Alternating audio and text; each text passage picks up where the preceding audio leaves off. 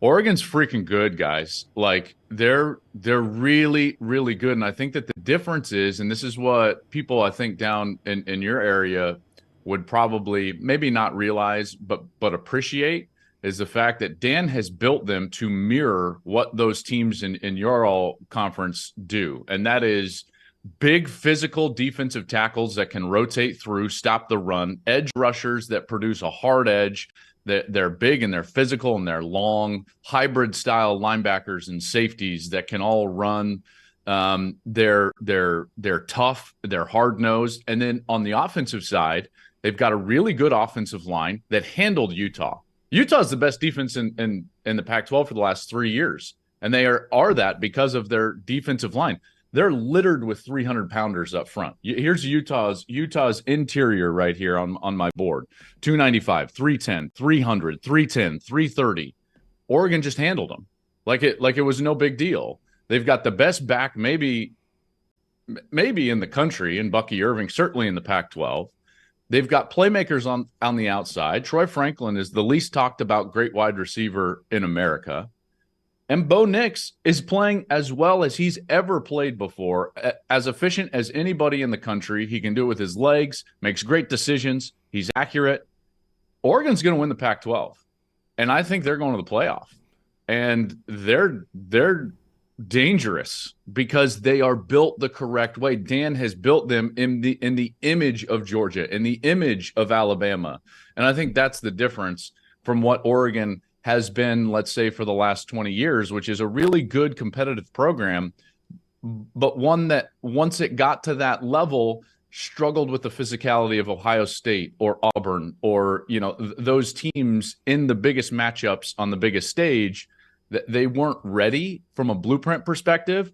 This team is ready from a blueprint perspective, and they're really good. We just heard the soundbite from Dan Lanning on the best quarterback, in his opinion, in all of college football. Of course, is his guy, Bo Nix, and I think you can make that argument. But you mentioned that offensive line.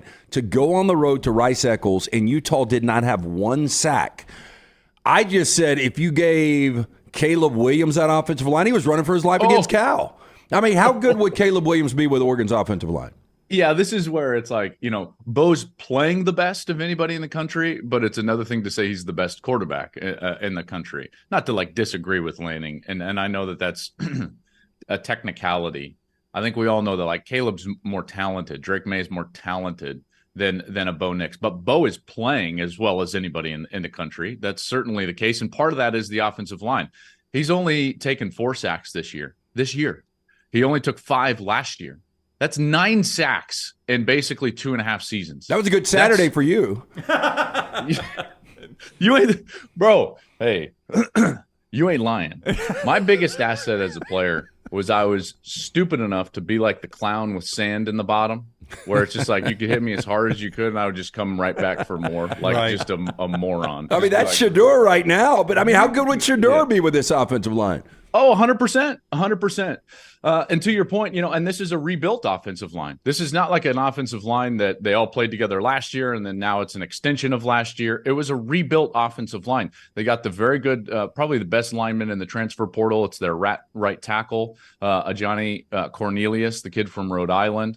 And then they've supplemented it with development. They've got young players in there, sophomore, Jackson Powers Johnson, the center. He learned from last year, and Alex Forsythe, who was so good in the interior a year ago, kind of raised him in there.